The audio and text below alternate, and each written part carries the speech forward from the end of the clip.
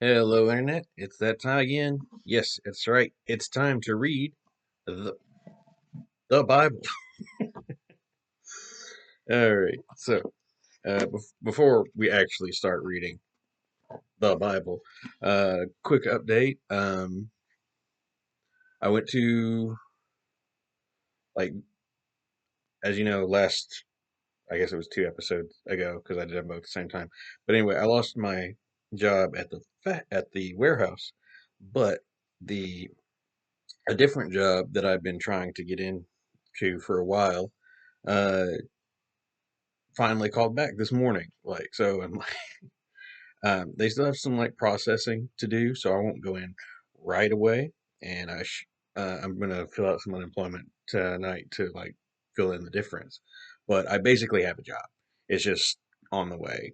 So I went from no job to job with over the weekend, and I'll still get to help out my dad for a little bit while he's recovering. So, and I think my insurance with the previous job still lasts till the end of this week, so I may like go do some dentist and doctor stuff just to like I haven't been for a dentist appointment in like 8 years, and I and I haven't been to a doctor's appointment this year, and I don't think last year. So just to get a checkup and cleaning and everything.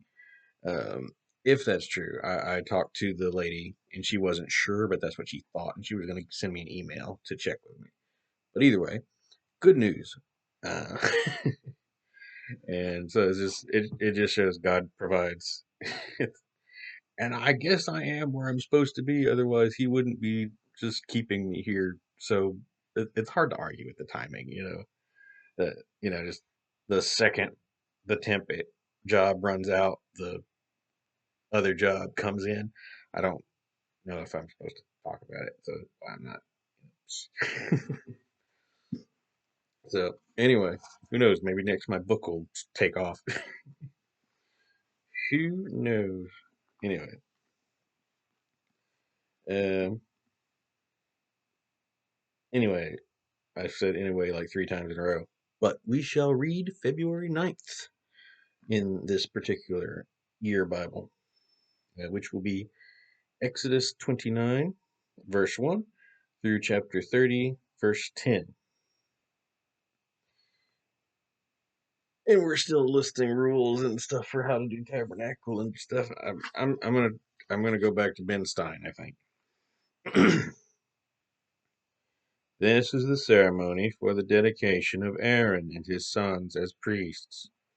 Get a young bull and 2 rams with no defects, and bread made without yeast, and thin sheets of sweetened bread mingled with oil, and unleavened wafers with oil poured over them. The various kinds of bread shall be made with finely ground wheat flour. Place the bread in a basket and bring it to the entrance of the tabernacle, along with the young bull and 2 rams. Bathe Aaron and his sons there at the entrance. Then put Aaron's robe on him, and the embroidered shirt, ephod, chest piece, and sash, and place on his head the turban with the gold plate. Then take the anointing oil and pour it upon his head. Next, dress his sons in their robes, with their woven sashes, and place caps on their heads. They will then be priests forever. Thus you shall consecrate Aaron and his sons. Then bring the young bull to the tabernacle, and Aaron and his sons shall lay their hands upon its head, and you shall kill it before the Lord at the entrance of the tabernacle. Place its blood upon the horns of the altar, smearing it on with your finger. Boop. And pour the rest at the base of the altar. Then take all the fat that covers the inner parts, also the gallbladder and 2 kidneys, and the fat on them, and burn them upon the altar. Then take the body, including the skin and the dung, outside the camp, and burn it as a sin offering. Next, Aaron and his sons shall lay their hands upon the head of one of the rams as it is killed. Its blood shall also be collected and sprinkled upon the altar. Cut up the ram, and wash off the entrails and the legs. Place them with the head and the other pieces of the body, and burn it all upon the altar. It is a burnt offering to the Lord, and very pleasant to him. Now take the other ram, and Aaron and his sons shall lay their hands upon its head as it is killed.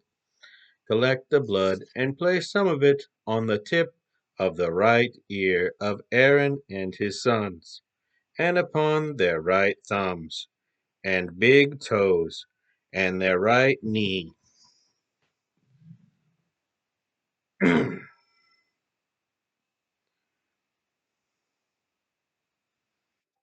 Oh, that was not knee. I showed skin for no reason. It was right feet, and that messed with my brain because we say right foot, but it's multiple people, so never mind.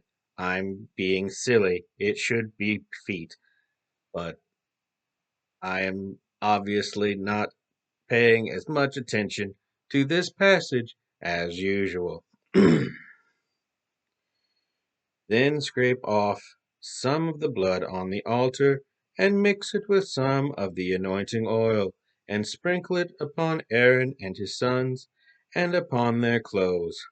And then lay, and they and their clothing shall be sanctified to the Lord.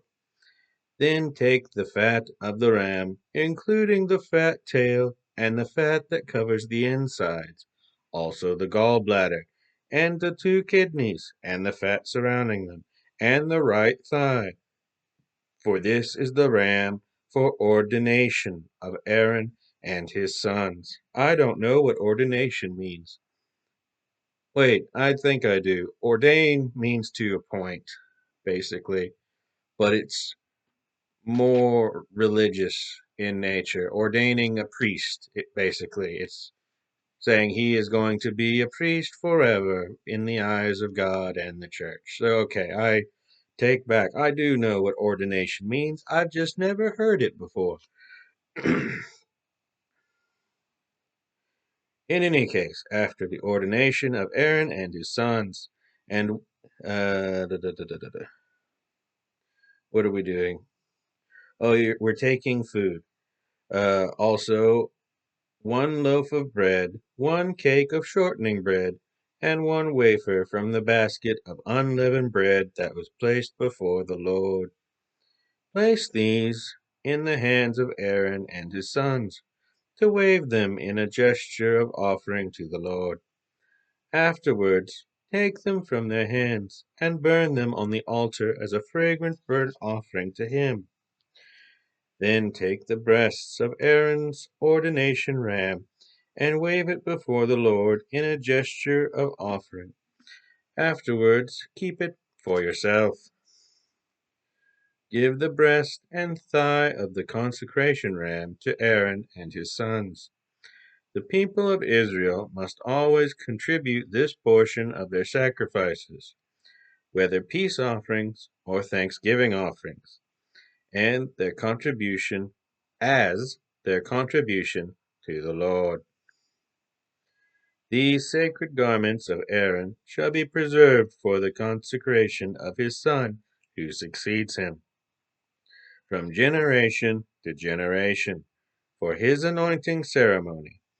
Whoever is the next high priest after Aaron shall wear these clothes for 7 days before beginning to minister in the tabernacle and the holy place. Take the ram of consecration, the ram used in the ordination ceremony, and boil its meat in a sacred area. Aaron and his sons shall eat the meat, also the bread, in the basket at the door of the tabernacle. They alone shall eat those items used in their atonement, that is, in their consecration ceremony. The ordinary people shall not eat them, for these things are set apart and holy. If any meat of the meat or bread remains until the morning, burn it. Shall not be eaten. It shall not be eaten, for it is holy. It is, that is the way you shall ordain Aaron and his sons to their offices. This ordination shall go on for 7 days. Every day you shall sacrifice a young bull as a sin offering for atonement. Afterwards, purge the altar by making atonement for it. Pour olive oil upon it to sanctify it. Make atonement for the altar and consecrate it to God every day for 7 days. After this, the altar shall be exceedingly holy, so that whatever touches it shall be set apart for God. Each day, offer 2 yearling lambs upon the altar, one in the morning and the other in the evening.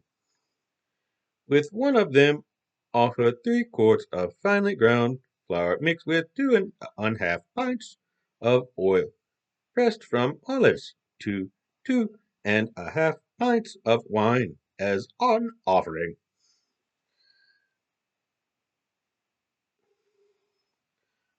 Offer the other lamb in the evening, along with the flour and the wine as in the morning, for a fragrant offering to the Lord, an offering made to the Lord by fire. This shall be a perpetual daily offering at the door of the tabernacle before the Lord, where I will meet with you and speak with you, and I will meet with the people of Israel there. And the tabernacle shall be sanctified by my glory. Yes, I will sanctify the tabernacle, and the altar, and Aaron and his sons, who are my ministers, the priests, and I will live among the people of Israel, and be their God. And they shall know that I am God, the Lord their God. I brought them out of Egypt so that I could live among them. I am Jehovah their God.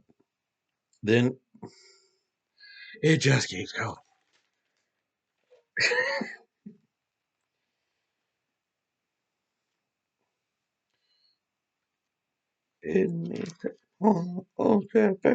No, that one won't pick up on the mic, I'm sure. It's too breathy.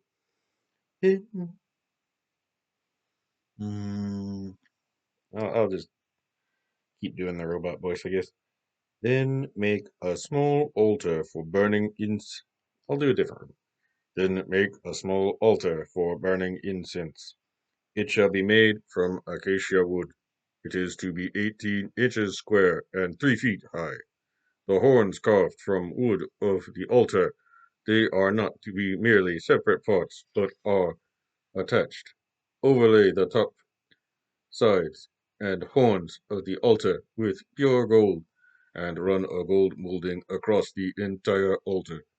Beneath the molding on each side, 2 sides, construct 2 gold rings to hold the carrying poles.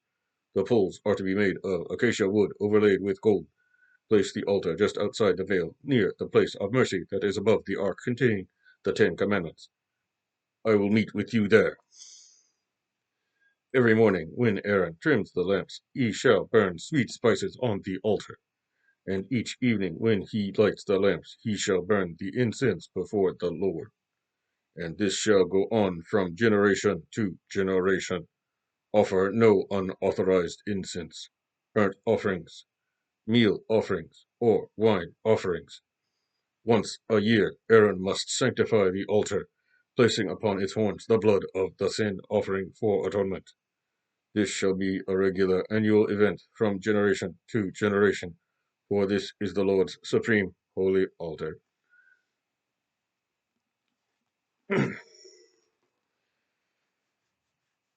I'll be glad when we get out of this section of the Old Testament. I'm just saying. I'm sure this is very important for historical stuff and for the Jewish people. I know this is very important for them. And for understanding how God was worshipped before the new covenant. But my word, is it tedious to read. Yeah. Let me get a little sip.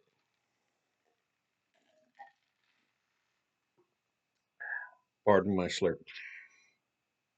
Anyway, let's move on to Matthew chapter 26, verses 14 through 46. What voice? I enjoyed Elvis a while ago. We'll do that. And Judas Iscariot, one of the 12 apostles, went to the chief priests and asked, "How much will you pay me to get Jesus into your hand?" And they gave him 30 silver pieces. I was right. That's the price of a slave right there. From the time on, from that time on, Judas watched for an opportunity to betray Jesus to them. On the first day of the Passover ceremonies, when bread made with yeast was purged from every Jewish home, the disciples came to Jesus and asked, "Where shall we plan to eat the Passover?" He replied, "Go into the city and see Mr. So-and-so, and tell him, 'Our master says my time has come, and I will eat the Passover meal with my disciples at your house.'" So the disciples did as he told them, and prepared the supper there.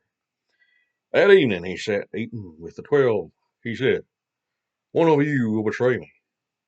Sorrow chilled the hearts of each one, and asked, "Am I the one?" He replied, "It is the one I served first, for I must die just as I was prophesied. But woe to the man by whom I am betrayed. Far better for that one if he had never been born." Judas too had asked him, "Rabbi, am I the one?" And Jesus had told him, "Yes." As they were eating, Jesus took a small loaf of bread, blessed it, and he broke it apart and gave it to his disciples, and said, take it, and eat it, for this is my body." And he took the cup of wine, and gave thanks for it, and gave it to them, and said, "Each one drink from it, for this is my blood, sealing the new covenant. It is poured out to forgive the sins of multitudes. Mark my words. I will not drink this wine again until the day I drink it new with you in my Father's kingdom." And when they had sung a hymn and went out to the Mount of Olives, then Jesus said to them, "Tonight you will all desert me. For it is written in the Scriptures that God will smite the shepherd, and the sheep of the flock will be scattered. But after I have been brought back to life again, I will go to Galilee and meet you there." Peter declared, "If everyone else deserts you, I won't." Jesus told him, "The truth is that this very night, before the cock crows at dawn, you will deny me 3 times." "I would die first," Peter insisted, and all the other disciples said the same thing. Then Jesus brought them to a garden grove, Gethsemane. That's a hard word to say in this accent. It's Gethsemane. And told them to sit down and wait while he went on ahead to pray. He took Peter with him, and Zebedee's 2 sons, James and John, and began to be filled with anguish and despair. Then he told them, "My soul is crushed with horror and sadness to the point of death. Stay here, stay awake with me." He went forward a little, and fell face down on the ground and prayed, "My Father, if it is possible, let this cup be taken away from me. But I want your will, not mine." Then he returned to the 3 disciples and found them asleep. "Peter," he called, "couldn't you even stay awake with me for 1 hour? Keep alert and pray with me for 1 hour. Keep alert and pray. Otherwise, temptation will overpower you. For the spirit indeed is willing, but how weak the body is. Again he left them and prayed, My Father, if this cup cannot go away until I drink it all, your will be done. He returned to them again, and found them sleeping, for their eyes were heavy. So he went back to prayer the third time, saying the same things again. Then he came to the disciples and said, Sleep on now, and take your rest. But no, the time has come. I am betrayed into the hands of evil men. Up, let's be going. Look, here comes the man who is betraying. Now then, on to Psalms, chapter 31, verse 19 through 24.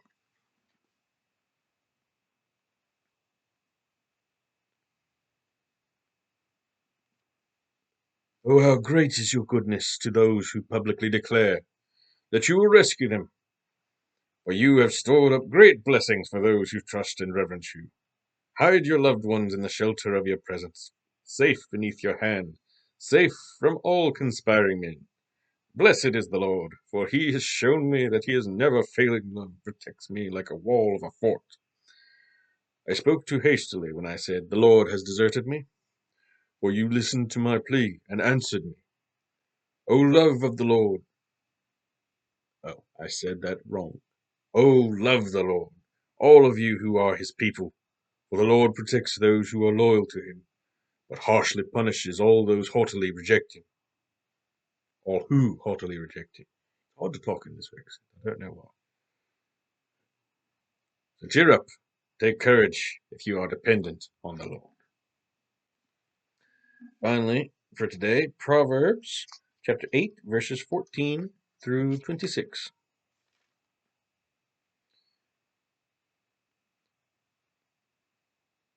I, wisdom, give good advice and common sense. Because of my strength, kings reign in power, and rulers make just laws. I love all who love me. Those who search for me shall surely find me. Unending riches, honor, justice, and righteousness are mine to distribute. My gifts are better than the purest gold or sterling silver. My paths are those of justice and right. Those who love and follow me are indeed wealthy. I will fill their treasures. The Lord formed me in the beginning before he created anything else. From ages past I am. I existed before the earth began. I lived before the oceans were created, before the springs bubbled forth their waters onto the earth. Before the mountains and the hills were made, yes, I was born before God made the earth and fields and the first handfuls of soil.